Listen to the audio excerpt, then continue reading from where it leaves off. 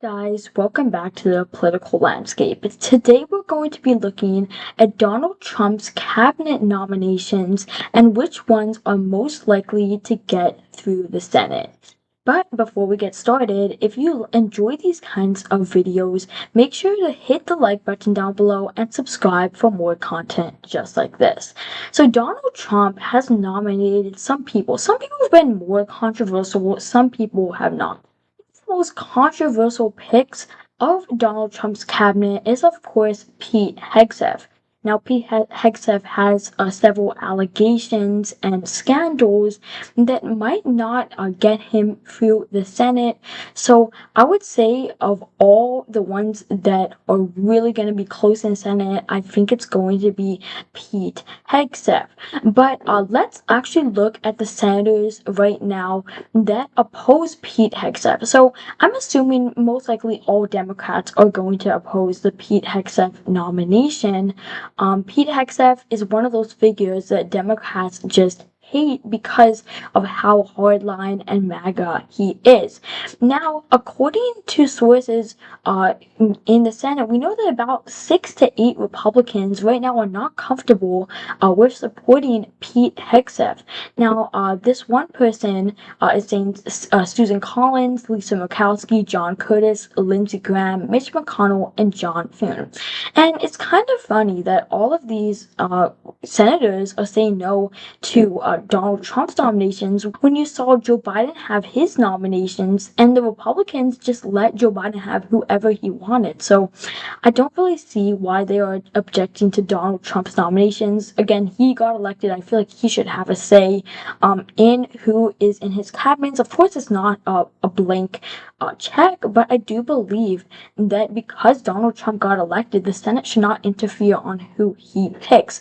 Now let's look at these ones. We have Susan Collins. Let's see if Susan Collins might vote for Pete Hegseth. We remember back in 2018 a similar situation with Brett Kavanaugh. Senator Collins decided that she would vote to confirm Judge Kavanaugh, and she was actually the deciding vote for Brett Kavanaugh. And so I do believe that if push comes to shove, she could a vote for Pete Hegseth. Now, it's just how much pressure she gets internally. I'm not sure right now. Right now, the no votes are at 47, the yes votes are at 46. I would say that she could, best case scenario, she might vote for Pete Hegseth, and that would be one more yes vote. Let's look at Lisa Murkowski. Now, Lisa Murkowski, I really think is going to say no. She voted against the Brett Kavanaugh nomination, and I don't see why she would vote for Pete Hegseth. She is a rhino. Republicans really could have dismantled her, but in 2022, but they failed, and now Republicans have another rhino senator, and she's probably going to vote against the Hegseth nomination. Possibly Joni Ernst has voiced a little bit of concern for Pete Hegseth, but I do believe that because of a primary that could run against her, I do believe that at the end of the day, she is going to vote for Pete Hegseth, or she could face a really serious primary challenge. She's up for re-election in 2026, and I think she is going to remember that. And then we have John Thune, John Curtis, Mitch McConnell, Lindsey Graham. I do think Lindsey Graham is going to vote yes for Pete Hegseth. I think Donald Trump is really going to pressure him to vote yes. John Curtis, he's a new member of Congress. He's kind of like the Mitt Romney type of people in Senate. He's definitely more moderate. He doesn't like Trump too much. This could go either way, but for right now, I think he might say yes.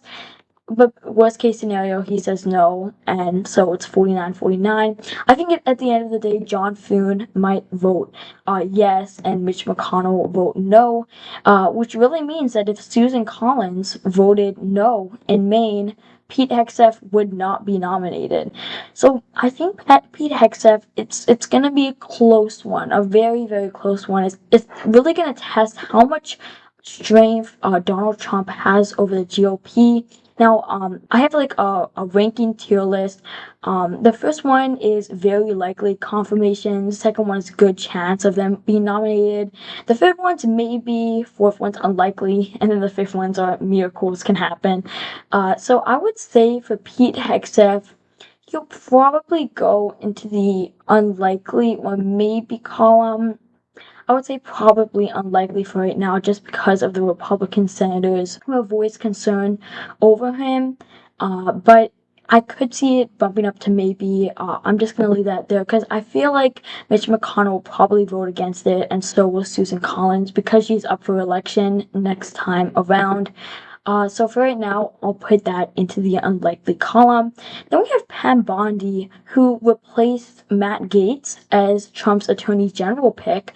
I would put this in the very likely column. She doesn't really have too many allegations against her. She doesn't really have any scandals, so I think she is going to very likely be confirmed. Marco Rubio, same. I think he's a good pick for Donald Trump. I think he's going to be confirmed very easily. Now with Tulsi Gabbard, that's a different a different story. Tulsi Gabbard is one of those figures that, if she gets in office, she's most likely gonna revolutionize the Department of National Intelligence.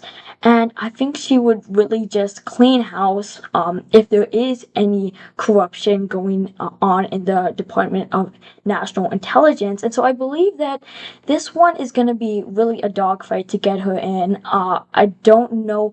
For right now, I'll put it in the maybe column because I know that a lot of, most likely all Democrat senators are going to vote against her, and maybe some Republican senators like Susan Collins and Lisa Murkowski. But for right now, I'll just put that in the maybe column.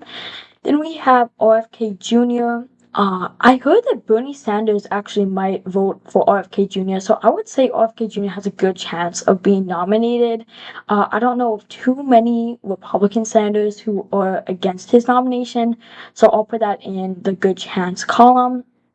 And then we have Kash Patel. I would say maybe. I know he's very hardline MAGA, which senators like John Curtis, Lisa Murkowski, and Susan Collins don't like those type of people. So I don't know.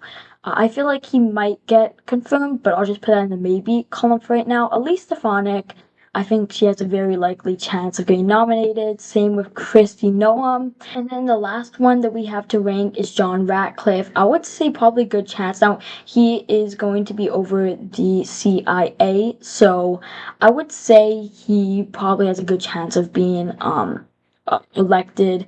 And I don't think there's too many things against him. But I do think actually Pete Hegseth, as of right now, it does not look too good for him. I'm gonna put it into the miracles can happen, and then no unlikely ones for right now, just because he has a lot of attention against him and people do not like him. So I think this is gonna be my final ratings. We have 4 very likely nominations. We have Pam Bondi, Marco Rubio, Elise Stefanik, and Kristi Noem.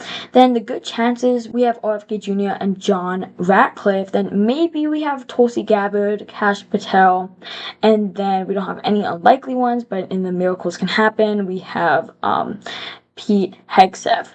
So I hope you guys enjoyed this video. If you did, make sure to smash the like button down below and subscribe. Comment your thoughts or suggestions in the comment section down below. Shout out to Diana Barbie, our first channel member. If you would like to become a member, you can join near my channel logo.